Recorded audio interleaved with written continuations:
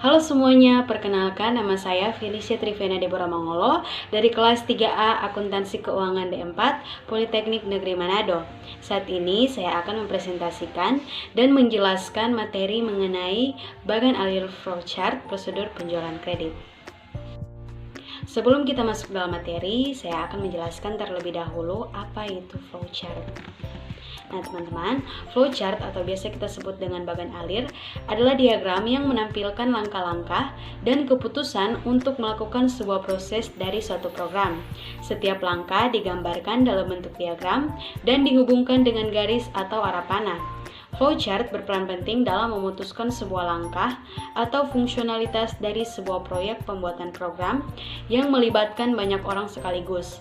Selain itu, dengan menggunakan bagan alir proses dari sebuah program akan lebih jelas, ringkas, dan mengurangi kemungkinan untuk salah penafsiran. Penggunaan flowchart dalam dunia pemrograman juga merupakan cara yang bagus untuk menghubungkan antara kebutuhan teknis dan non-teknis. Berikut ini adalah gambaran flowchart penjualan kredit. Bisa kita lihat di dalamnya terdiri dari beberapa bagian. Nah, berikut ini adalah uraian bagan alir dokumen sistem penjualan kredit. Nah, di dalam bagan alir tersebut terdapat bagian-bagian, yaitu yang pertama bagian produksi, bagian gudang, bagian pengiriman, bagian penagihan, dan yang terakhir yaitu bagian akuntansi. Bagan alir dokumen dari sistem penjualan kredit akan diuraikan per bagian yang terkait dalam sistem penjualan kredit. Berikut ini adalah keterangan bagan alir dokumen dari sistem penjualan kredit. Yang pertama yaitu bagian order penjualan. Yang pertama yaitu menerima order dari pelanggan. Berikutnya berdasarkan surat order yang diterima dari pelanggan, membuat surat order pengiriman dan faktur. Kemudian mendistribusikan surat order pengiriman lembar pertama dikirim ke bagian gudang.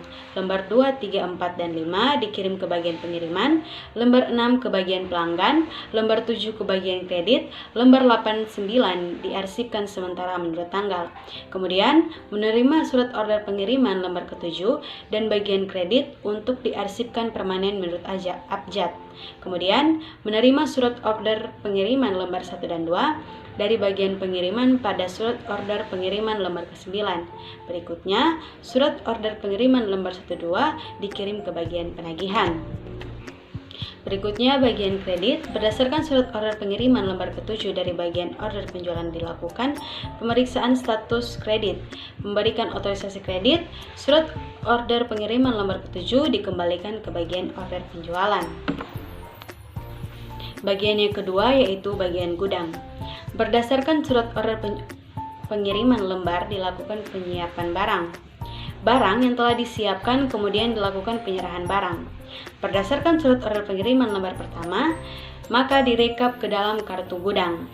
Bersama dengan barang, surat order pengiriman lembar 1 dikirim ke bagian pengiriman. Yang ketiga yaitu bagian pengiriman. Surat order pengiriman dan barang yang diterima secara bersama dari bagian gudang serta surat order pengiriman lembar 2, 3, 4, dan 5. Menempel surat order pengiriman lembar ke-5 pada pembungkus barang sebagai slip pembungkus. Menyerahkan barang kepada perusahaan angkutan. Mengembalikan surat order pengiriman lembar 1 dan 2 ke bagian order pengiriman dan lembar 3 diserahkan ke perusahaan pengangkutan. Surat order pengiriman lembar ke-4 diarsipkan secara permanen menurut nomor urut. Bagian yang keempat yaitu bagian penagihan. Menurut faktur, berdasarkan surat order pengiriman lembar 1 dan 2 yang diterima dari bagian order penjualan. Mengirim faktur lembar 1 ke pelanggan, mengirim faktur 2 bersama surat order pengirim lembar ke-1 dan 2 ke bagian piutang, mengirimkan faktur lembar ke-3 ke bagian kartu persediaan, mengirimkan faktur lembar 4 ke bagian jurnal, mengirimkan faktur 5 ke bagian wiraniaga. Nah, bagian yang terakhir atau bagian yang kelima yaitu bagian akuntansi. Nah, dalam bagian akuntansi ini terdiri juga menjadi 3 bagian, yaitu yang pertama bagian piutang. Faktur yang diterima dari penagihan dibuat rekap ke dalam kartu piutang.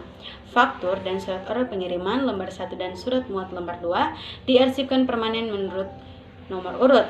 Bagian yang kedua yaitu bagian kartu persediaan. Berdasarkan faktur lembar 3, merekap ke kartu persediaan dan faktur tersebut diarsipkan permanen sesuai nomor urut. Berdasarkan kartu persediaan, dibuat rekapitulasi harga pokok penjualan secara periodik. Berdasarkan rekapitulasi, harga pokok penjualan membuat bukti memorial. Bukti memorial dan rekapitulasi tersebut dikirim ke bagian jurnal. Nah, bagian yang terakhir yaitu bagian jurnal. Rekapitulasi harga pokok penjualan dan bukti memorial direkap ke dalam jurnal umum dan diarsipkan menurut nomor urut.